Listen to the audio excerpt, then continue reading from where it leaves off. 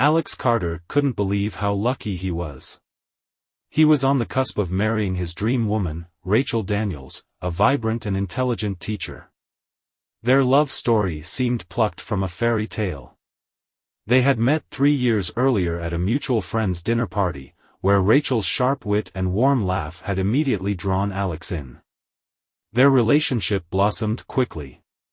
Alex, a successful marketing executive, admired Rachel's passion for her job and her ability to light up a room. Rachel loved Alex's ambition, his humor, and the way he treated her like the most important person in the world. When Alex proposed during a weekend getaway to the mountains, Rachel had cried tears of joy. The engagement was a whirlwind of celebration and planning, with their wedding date set for just 6 months later. It was during one of these pre-wedding events, a casual engagement party hosted by Rachel's best friend, Megan, that Alex first noticed something odd. While Alex chatted with a group of friends, he overheard Megan and Rachel in a hushed but animated conversation in the corner of the room. At one point, Megan's voice rose just enough for Alex to catch a snippet. "You can't let him find out, Rachel," Megan hissed. Rachel quickly shushed her, glancing nervously in Alex's direction. Alex's stomach twisted. What couldn't he find out? That night, as they drove home, Alex couldn't shake the unease. "Everything okay with Megan?" he asked casually. Rachel hesitated, then nodded. "Yeah, she's just stressed about her job. You know how she is." Alex forced a smile but couldn't ignore the pit growing in his stomach. Over the next few weeks, Alex's unease grew. Rachel seemed distracted at times, and he caught her staring off into the distance, lost in thought. He tried to convince himself it was just wedding stress, but the doubt lingered. One evening, while Rachel was out with friends, Alex decided to organize some paperwork for the wedding.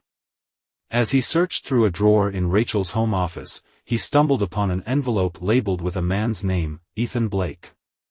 Curious, Alex opened the envelope and found old photos of Rachel and Ethan. Some were innocent, but others showed a level of intimacy that made Alex's heart pound. There were also handwritten notes, one of which read, "I'll always love you, no matter what happens." Alex's hands trembled as he pieced it together. This was no ordinary ex. Ethan was someone who had meant something to Rachel, and possibly still did. When Rachel came home later that night, Alex was waiting for her, the photos spread out on the coffee table. "Do you want to explain this?" he asked, his voice cold. Rachel froze, her face draining of color. "Alex, I can explain." "Then explain," Alex interrupted, his voice rising. "Who is Ethan, and why do you still have these?" Rachel sat down, tears welling in her eyes. "Ethan was someone I dated before you. It ended years ago." "Clearly, it didn't end in your heart," Alex snapped. "Were you ever going to tell me about this?" Rachel hesitated, then whispered, "There's more." Rachel's confession hit Alex like a punch to the gut. Ethan wasn't just an ex, he had been someone she was involved with during the early days of her relationship with Alex. "I didn't know what I wanted back then," Rachel admitted, tears streaming down her face. "It was a mistake, Alex. I ended it because I realized you were the one I wanted to be with." Alex stared at her, his heart pounding. "How long did it last?" "Just a few months," Rachel said, her voice trembling. "And when were you going to tell me?" "I didn't want to hurt you," Rachel sobbed. "I thought if I buried it, we could move on." "It didn't mean anything." "It meant something," Alex interrupted, his voice shaking with anger. "It meant enough for you to lie to me for years." The argument escalated, with Alex storming out of the house and leaving Rachel sobbing in the living room. Calling off the wedding. In the days that followed, Alex grappled with the betrayal. He loved Rachel deeply, but the trust they had built was shattered. Every time he thought about walking down the aisle, the image of her with Ethan loomed in his mind. Finally, Alex made a decision. He called Rachel over to his apartment for a serious talk. "I can't do this," he said firmly. "I can't marry someone who lied to me about something so important."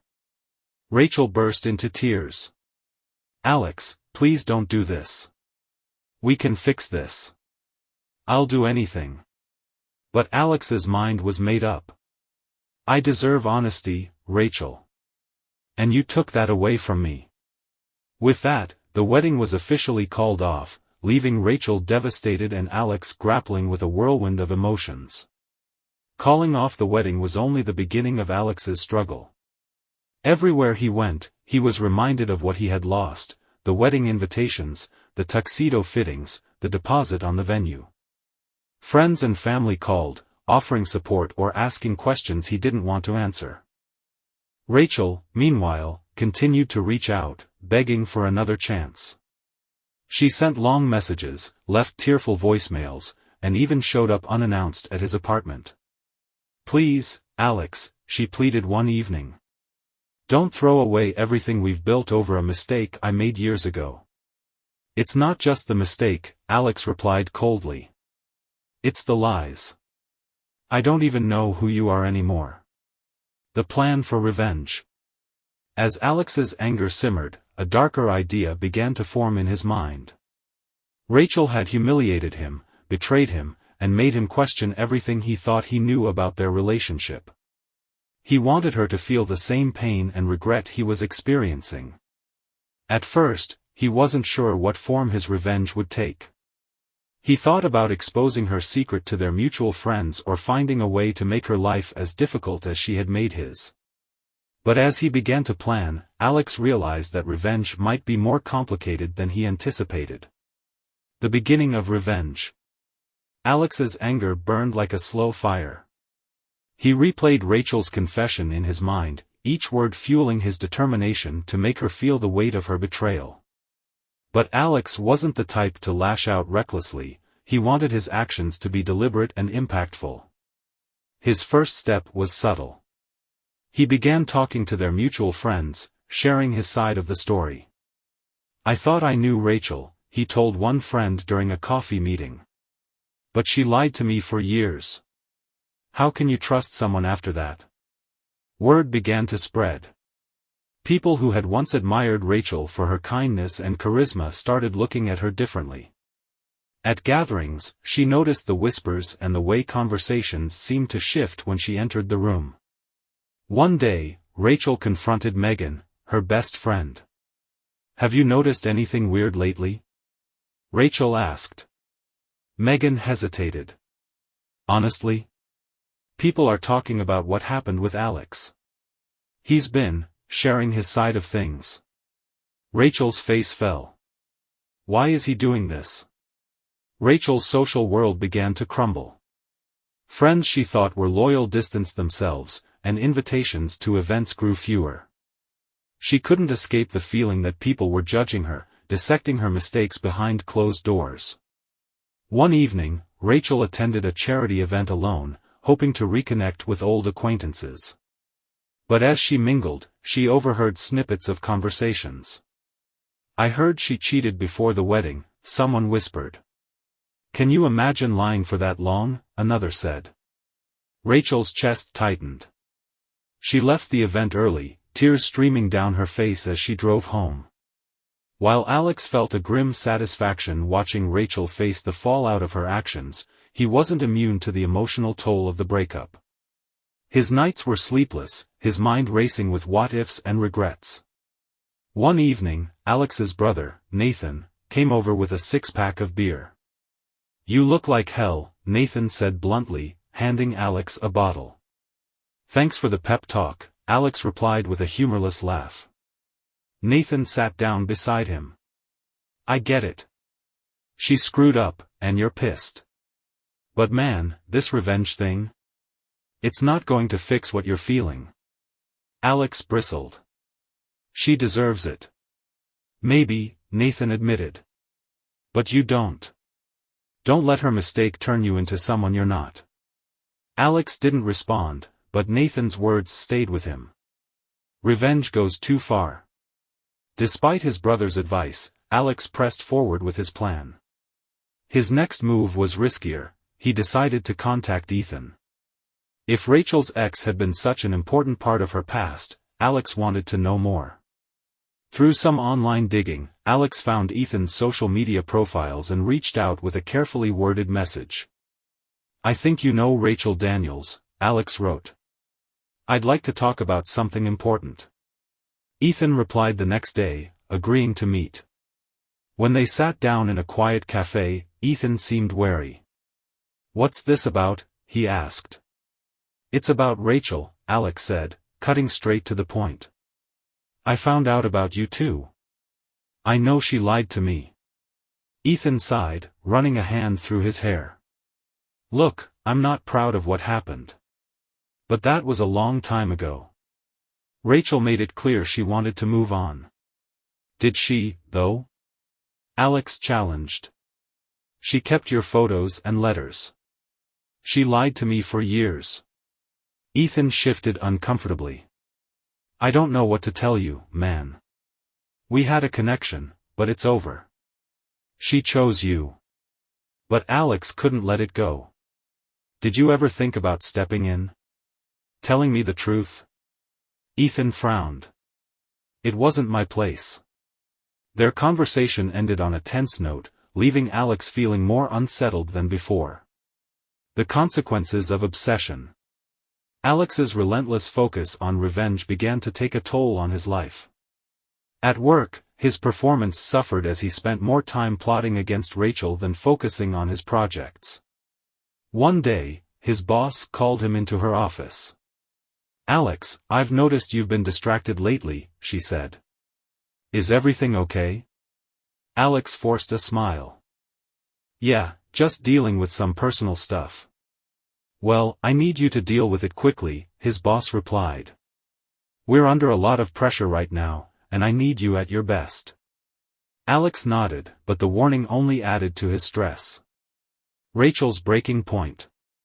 Meanwhile, Rachel was hitting her own breaking point. Isolated and ostracized, she felt like her world was crumbling. One evening, she showed up unannounced at Alex's apartment. "Alex, please," she said, her voice trembling. "I can't take this anymore.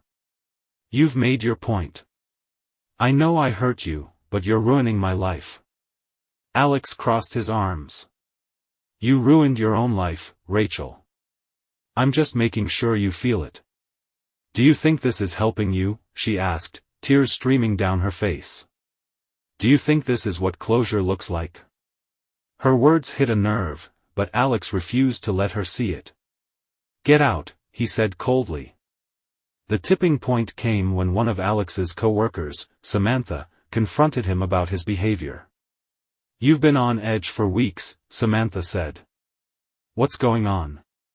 Alex hesitated, then opened up about what had happened with Rachel. Samantha listened quietly before offering her perspective. "I get why you're angry, but holding on to that anger is only going to hurt you.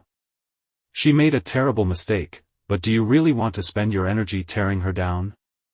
For the first time, Alex began to question whether his revenge was worth the cost.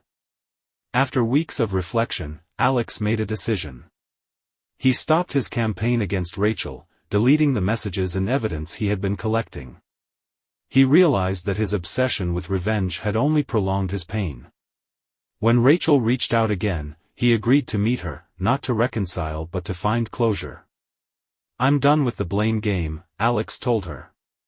"I've been angry for a long time, but I'm letting it go. I need to move on, and so do you." Rachel nodded, tears in her eyes. "I'm sorry, Alex. For everything." "I know," Alex said. "But this is the end." Letting go of his anger wasn't easy for Alex. After his conversation with Rachel, he felt like a weight had been lifted, but it also left a hollow space where his revenge-fueled obsession had been. Now, he had to face the raw emotions he had avoided confronting for months. Therapy became his lifeline. He found a counselor who specialized in relationships and trust issues, and in those sessions, Alex began unpacking the layers of betrayal and disappointment. "You've been carrying this pain for a long time," the therapist said one afternoon.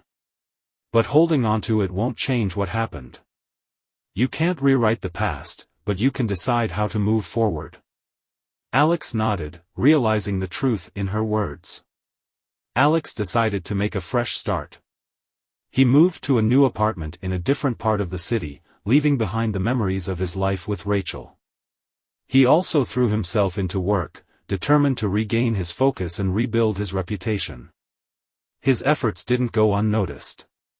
His boss called him into her office after a particularly successful presentation. "Whatever you're doing, keep it up," she said with a smile. "I can see the old Alex coming back." Alex felt a flicker of pride, a sign that he was finally regaining control of his life. Rachel, too, was undergoing a transformation. After her final conversation with Alex, she realized that she needed to confront her mistakes head-on. She started seeing a therapist, where she unpacked not only her infidelity but the insecurities and fears that had driven her to make those choices. "I've been running from the truth for so long," Rachel admitted in one session. "I thought if I buried it deep enough, it wouldn't matter. But it does." Her therapist nodded. "Acknowledging the pain you've caused is the first step. Now you have to decide what kind of person you want to be moving forward." Rachel also began reaching out to the friends she had alienated, apologizing for her actions and taking responsibility for the fallout. Some were receptive, while others weren't ready to forgive. "I know I can't undo what I've done," she told Megan during one emotional conversation. "But I want to be better. I need to be better." An unexpected encounter. Months later, Alex was grabbing coffee at a small cafe when he heard a familiar voice behind him. "Alex?" He turned to see Rachel, holding a to-go cup and looking genuinely surprised to see him. "Rachel," he said, nodding politely. They exchanged small talk, the kind of awkward pleasantries shared by people who had once been so much more. But as they spoke, Alex noticed something different about Rachel. She seemed calmer, more grounded. "How are you doing?" Rachel asked. "I'm good," Alex said. "Better, actually. What about you?" Rachel hesitated, then smiled faintly. "I'm getting there. One day at a time." The encounter ended on a cordial note, and as Alex walked away, he realized he no longer felt the sharp sting of anger or betrayal when he thought of Rachel. As the months turned into a year, Alex began to embrace the idea of dating again. At first, he was hesitant, worried about opening himself up to potential pain.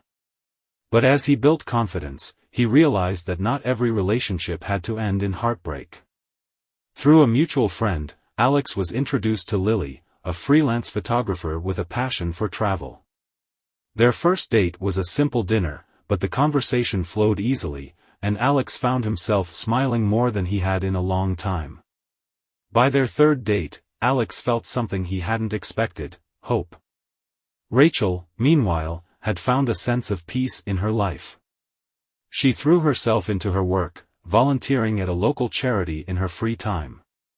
While she still carried regret for what she had done, she learned to channel that regret into personal growth.